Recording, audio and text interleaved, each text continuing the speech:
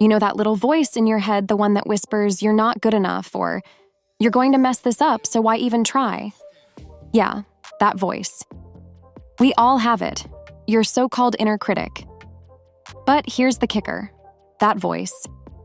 It's a liar. And it's not your fault it's there. In fact, most of us were trained to listen to it without even realizing it. Crazy, right? Now, imagine this. What if you could turn that voice down, like lowering the volume on an annoying radio station? What if I told you there's a way to quiet that critic so you can finally feel confident? Stop doubting yourself and move forward in life with clarity. Sounds too good to be true. Well, stick around, because today I'm spilling the tea on how to actually silence your inner critic and why most people are going about it all wrong. You ready? Let's do this.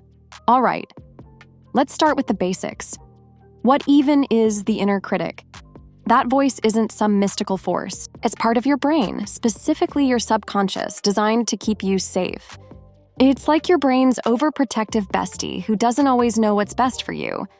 The inner critic is usually shaped by our past experiences, childhood, school, society, you name it. Maybe a teacher once told you you weren't good at math, and now every time you face numbers, that voice pipes up, "See, you can't do this." Or maybe you were told you had to be perfect to succeed, so now whenever you make a tiny mistake, the critic screams, "You're a failure." But here's the thing, that critic isn't you. It's just a pattern of thoughts you've picked up along the way. And the good news, you can unlearn it.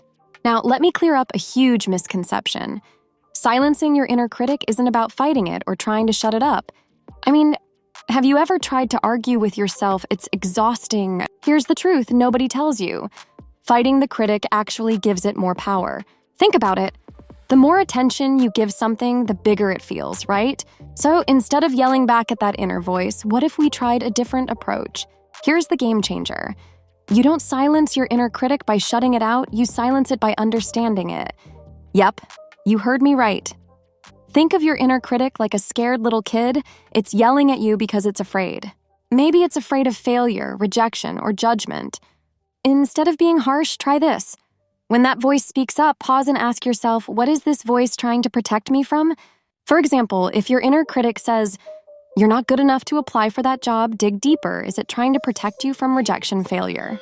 Once you understand its intentions, you can thank it, yes, really, and tell it, "I appreciate the warning, but I've got this. All right, let's get practical."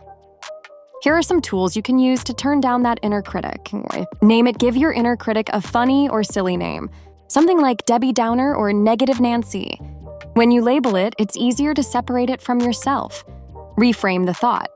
Instead of letting your inner critic have the last word, reframe its message. If it says, "You'll fail," respond with, "Even if I fail, I'll learn something valuable." Through practice self-compassion, talk to yourself like you'd talk to a friend. Would you ever tell your best friend you're worthless? Of course not. So why say it to yourself? Journal it out.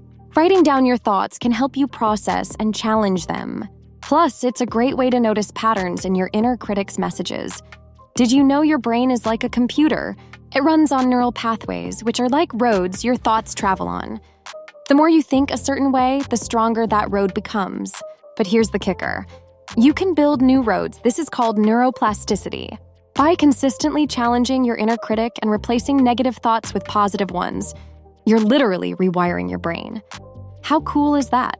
Let me share a couple of stories to bring this home. Story 1. Sarah, the perfectionist. Sarah used to beat herself up every time she made a mistake. Her inner critic was relentless. But once she started practicing self-compassion and reframing her thoughts, she noticed a shift. Now, instead of spiraling when she messes up, she tells herself, "It's okay, nobody's perfect." Story 2. Mike, the overthinker. Mike's inner critic constantly told him he wasn't smart enough. He started journaling and realized this voice was rooted in a childhood experience. By addressing the root cause, he began to quiet that critic and build confidence. When you start silencing your inner critic, your whole life changes. You feel more confident, take more risks, and actually enjoy the process instead of fearing failure. Imagine waking up and knowing that no matter what challenges come your way, you've got your own back. That's the freedom we're working toward here. All right, so let's recap. Your inner critic isn't your enemy, it's just a scared voice trying to protect you. By understanding it, reframing its messages, and practicing self-compassion, you can finally turn down its volume. Remember, this isn't about perfection. It's about progress. Every time you challenge that critic, you're taking a step toward a more confident, joyful version of yourself. So, what's one thing your inner critic has been saying to you lately? Drop it in the comments below and let's reframe it together. And hey, if you found this helpful, don't forget to like, subscribe, and share this with someone who needs to hear it. You've got this. See you next time.